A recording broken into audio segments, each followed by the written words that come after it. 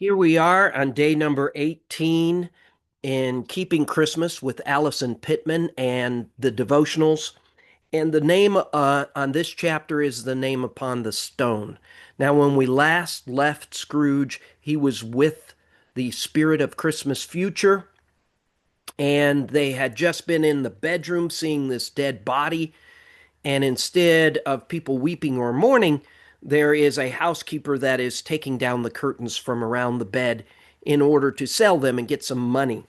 There is no compassion for this dead person. And Scrooge isn't certain if it's him. He should be certain that it's him. I mean, he's in what appears to be his bedroom. But can you imagine the shock of that, right? You're seeing yourself dead. That's kind of shocking. Yeah. So he's not for sure. Why would no one have any compassion for him?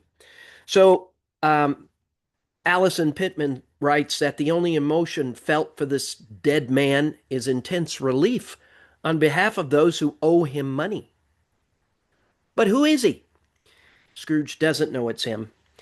And now they are whisked off to the home of Bob Cratchit again.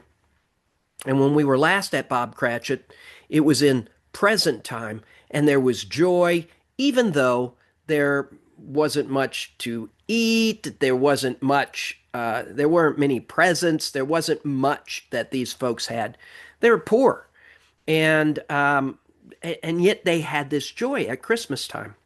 And Scrooge, you may recall, was worried about Tiny Tim, who was ill and used a crutch. Well, now we're back in the home in the future, and Tiny Tim has died. And instead of joy, there is much sorrow.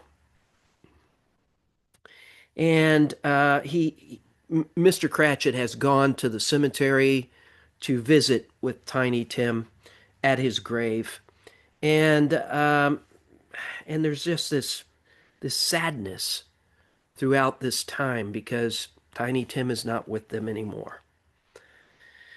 Well, so take a look at those two deaths, right? One where there's no sorrow, only relief because you don't have to pay this guy money anymore. And the other one, there is great sorrow for this young child. Now, of course, we're all going to die. Um, People are destined to die once, the author of Hebrews says. And and here Scrooge is moved.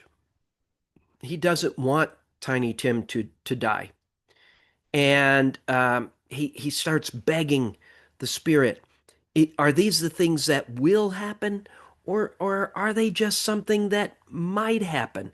And he says, surely you wouldn't bring me here and offer me these chances if there wasn't some sort of hope. So there it is. Scrooge is looking for that hope. And we all have that hope, don't we? No matter what we've done in our life, we have the hope is in Jesus Christ. That's what Christmas is all about. It is the hope of the world that Jesus came. He came for us all. And we just have to acknowledge that and receive him. And that is what redemption must be for Scrooge. He must acknowledge Christmas, Christ in Christmas. Let's remember to keep Christ in our Christmas, and I'll see you tomorrow.